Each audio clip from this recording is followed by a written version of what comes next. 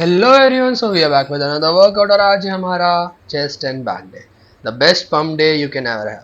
तो मतलब भाई best pump day, chest day best pump day नहीं होता। अगर तुम चेस्ट और बैक एक साथ करोगे तो तुम्हें पता चलेगा बेस्ट पम्प डे क्या होता है। तो पहली एक्सरसाइज होती है हमारी incline bench press and we have 90 KGs on the bar. और 90 केजी से कितने स्मूथ रेप्स आ रहे हैं तुम देख रहे हो अभी। मतलब 3-4 रेप्स जो शुरू किया है कितने स्मूथ, कितने मतलब इसेंट्रिक्स इतना फास्ट नहीं, कॉन्सेंट्रिक अच्छा पंप के साथ ऊपर जा रहा है। एंड फेलियर तक जाएंगे हम इसमें 6 to 10 रेप्स में। शायद 5 रेप हो चुके हैं, 5 या 6 रेप कुछ हो चुके हैं, 7वां रेप है, 6ठा रेप है। And as you can see कि जो ये मेरा लास्ट तुमने रेप देखा वो बहुत इजीली ऊपर चढ़ गया। ये फेलियर होता है, दैट इज ट्रू फेलियर। मतलब कंपाउंड मूवमेंट में ट्रू फेलियर यही होता है कि बीच में स्टॉप हो गया वेट, मतलब अब फट चुकी है। इसके बाद मैं एक और रेप ले सकता था अगर मेरे पीछे स्पॉटर खड़ा होता तो, और वो तो अल्टीमेट फेलियर होता फिर। सो ग्रोथ यहाँ पे भी बहुत अच्छी मिलेगी हमको। और 90 केजीज मतलब तुम देख रहे हो बहुत स्पीड से लिया मैंने, लेकिन स्पीड से लेने का मतलब ये नहीं होता कि मैं खराब सेट है वो। क्वालिटी रेप्स वो भी होते हैं जब तुम्हारा वेट पटक नहीं रहे हो तुम चेस्ट पे एंड एक अच्छे स्मूथ मोशन के साथ मूव कर रहे हो जिससे तुम्हारा माइंड मसल कनेक्शन भी अच्छा बन रहा है। सो वही हमारा पर्पस होता है बॉडी बिल्डिंग में, माइंड मसल कनेक्शन। तो अगर तुम्हारा टाइम अंडर टेंशन के साथ स्लो लेके बन रहा है तो स्लो लेके बनाओ, लेकिन कुछ एक्सरसाइज में फास्ट लेके भी अच्छे वेट के साथ, अगर जेन्युइन वेट है 90 केजी जेन्युइन वेट है उस पर मैं एक स्मूथ मोशन ले जा रहा हूँ, 1 सेकेंड अप 1 सेकेंड डाउन, तो वो भी गलत नहीं है क्योंकि उसमें माइंड मसल कनेक्शन अच्छा बन रहा है एंड सेंट्रिक स्लोअर है या फिर बराबर है कॉन्सेंट्रिक के, तो आई एम विनिंग दैट।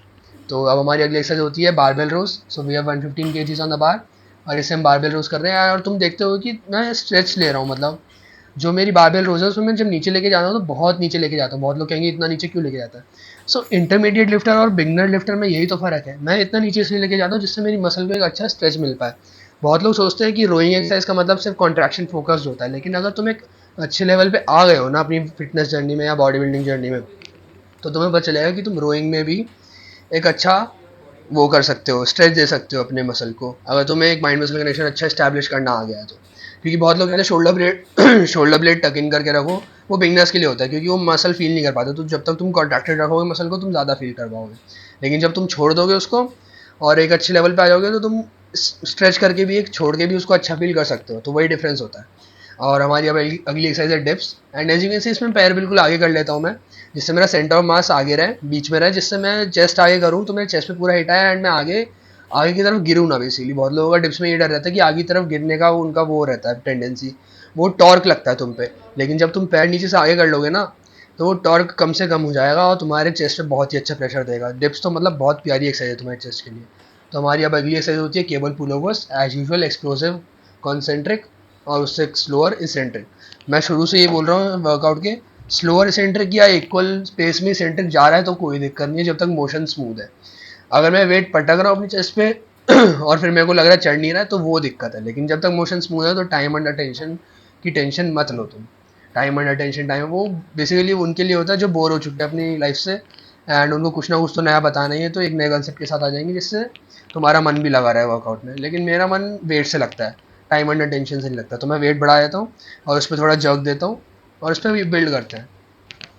सो हमारी लास्ट लास्ट तो नहीं, चेस्ट की लास्ट एक्सरसाइज कह सकते हैं इसको हम।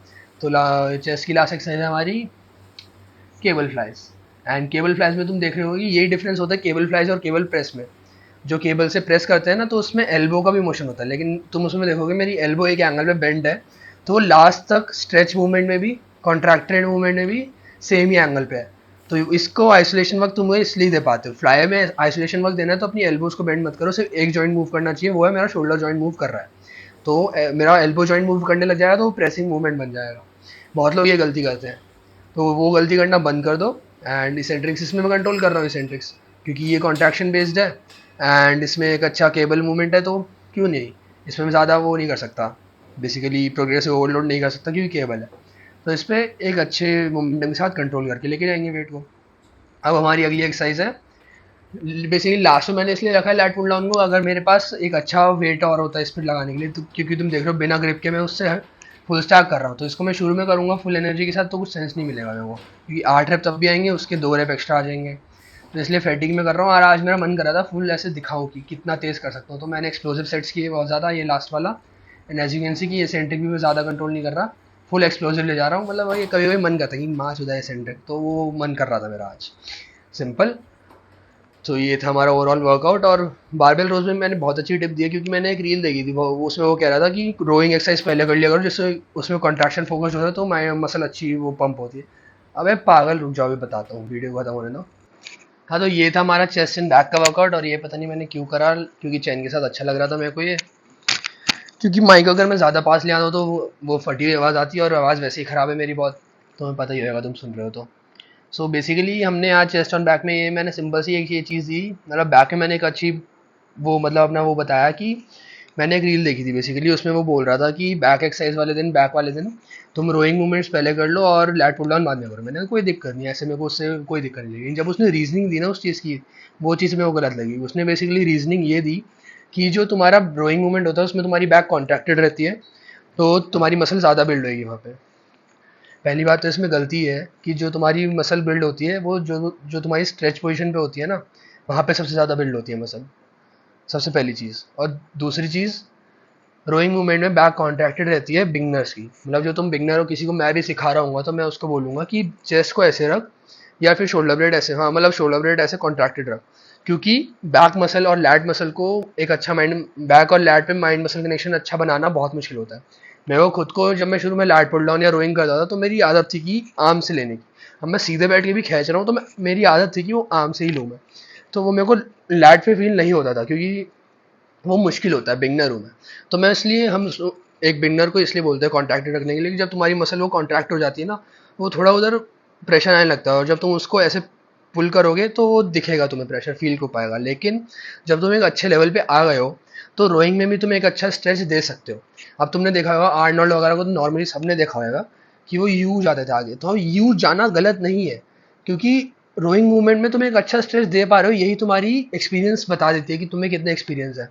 एक अच्छा स्ट्रेच देना और एक अच्छा माइंड मसल कनेक्शन बिल्ड रखना यहाँ पे भी, जब तुम्हारे शोल्डर्स जो रिट्रैक्टेड थे वो निकल गए हैं वहाँ से, वहाँ पे भी एक माइंड मसल कनेक्शन अच्छा बिल्ड रखना, वही तो एक अच्छे लेवल लिफ्टर की पहचान होती है। अच्छे लेवल बॉडी बिल्डर की पहचान होती है कि वो पोजिशनिंग नहीं है उसके लिए मसल है कि मैं आगे, अब मैं खुद जब आगे लेके जाता हूँ मसल को, तो मेरे को पता है मैं लैट के साथ लेके जा रहा हूँ, ना कि हाथ के साथ। तो वो मेरी पहचान है कि मैं इस एक्सपीरियंस से पहुंच गया हूँ कि मैं स्ट्रेच पोजीशन दे सकता हूँ एक रोइंग मूवमेंट में अच्छी खासी, और वहाँ पे मेरी मसल बिल्ड कर सकता हूँ। क्योंकि जो तुम्हारी मसल बिल्ड होती है, जहाँ पे अच्छे चांसेस होते हैं तुम्हारी मसल बिल्ड होने के, वो स्ट्रेच पोजीशन पे होते हैं। इसलिए तुमने बहुत लोगों को देखा होगा जो पार्शियल रेप्स लेते हैं लास्ट में, वो जो स्ट्रेच पोजीशन होती है मसल की, जैसे रोइंग की स्ट्रेच पोजीशन को हल्की फुल्की ये करा, या फिर चेस्ट की स्ट्रेच पोजीशन नहीं होती तो हल्का फुल्का ये करते हैं, लास्ट में पार्शियल रेप्स लेते हैं, क्योंकि यहाँ पे मसल बिल्ड हो रही है। तो यहाँ पे प्रॉपर इलीट फेलियर लाने के लिए वो इसलिए करते हैं।